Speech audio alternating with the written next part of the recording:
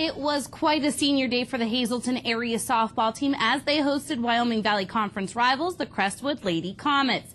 The Cougars are having a breakout season with a record of 12-1. Crestwood sits at 5-7. Going into the fourth inning, the Lady Cougars are up 6-0, and their defense is keeping it that way. Celine Podlesny at first with that nice grab. Then it's going to be the Cougars' turn at bat. Mackenzie Uri knocks one that looks like it'll go over the Crestwood shortstop's head for Rachel Ritz for the Lady Comets with that impressive catch. Moving to the fifth inning, Hazleton, Samantha Varela almost goes yard.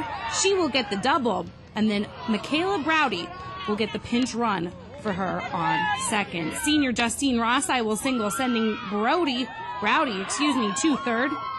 And then Lexi Wolk's hit will get past the Crestwood first baseman, Browdy, I keep badgering her name. Browdy will cross home plate. Score is 7-0. Then it's senior Haley Kendall to the plate. Big hit down the third base line. She will bring in run number 8 for the Cougars, and the girls will go on to win the Wyoming Valley Conference Championship with the shutout tonight, 8-0. After the win and after the team celebrated their championship, we talked to head coach Vince Trivalpiece about today's shutout win. The shutout was a no-hitter by Becky Demko, so I told them to make their last game a good one here, and they pretty much did. But yeah, Demko was dominant, and she's had a lot of success against this team. She no-hit them the end of the season last year, so I thought Justine Rossai did a good job calling the game for her, and Haley Kendall, the other senior, had a good game. She had a couple hits there. So yeah, it was nice, and they won the league, and actually they locked at least the number 2 spot in the district tournament. So yeah, it was a good day all around. Also spoke to the Lady Cougars ace on the mound, senior Becky Demko.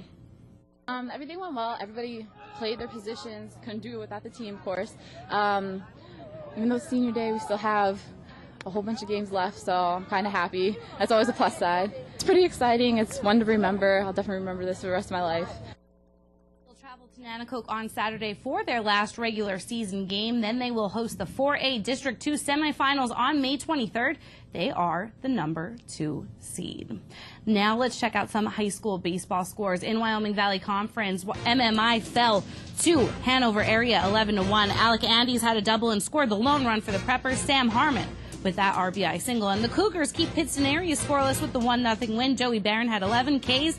Salviazzi gets his 3rd save of the year. And the Crusaders best Berwick, Coughlin 12, Bulldogs 2. 1 Schuylkill League baseball score. The Colts edge out league rival Nativity 3-2. And last night we were at the 2nd annual Penn State Coaches Caravan in Dixon City. Football coach Bill O'Brien headlined the event, but also on hand men's basketball coach and men's volleyball coach Pat Chambers and Mark Pavlik.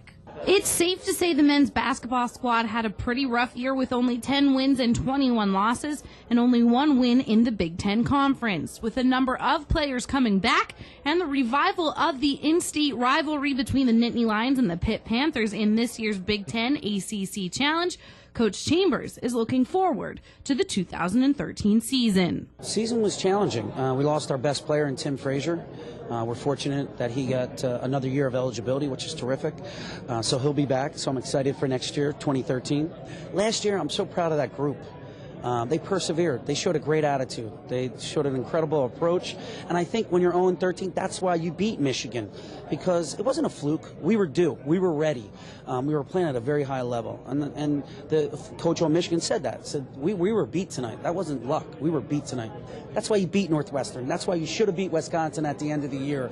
We played our best basketball by the end of the year. We're older. We're wiser. I'm excited for 2013. The men's volleyball program had quite a year, making it to the NCAA championships, ending their season with a loss to BYU on May 2nd. And while they did quite well, Coach Pavlik said it was an interesting few months. We went in knowing that we were going to be starting a couple of freshmen. We were switching a freshman from last year, a sophomore this year, from middle to outside, and that's a tough switch to make. So we knew we were going to have some ups and downs, and we did. But the most refreshing aspect of the whole season, we had 6 seniors. Only one of them were starters. But that group of 6 seniors kept the youngsters together, kept the team pointed in the right direction, and each senior at some point or another made significant contributions that, had they not made them, I don't know if we're in the NCAA semifinals. So it was truly one of the best teams that I've had the pleasure of being around. The good news, all 6 starters are returning. Does that automatically guarantee us success? No, it puts us a step ahead of where we were last year. And we've got some guys coming off of redshirt years that we think can help us improve. And it's still going to be a tough EIVA season for us. Harvard and Princeton are doing some real good things. Their coaches are coaching the right way, training kids the right way. So it's going to be another battle, but I like how we were battle tested this year, and I think this year we were ahead of schedule. We also talked to former PSU quarterback Matt McGloin last night, who is still looking to make an NFL team. Find out what he had to say about minicamp in the second half of sports. Lisa's coming back next with your top stories.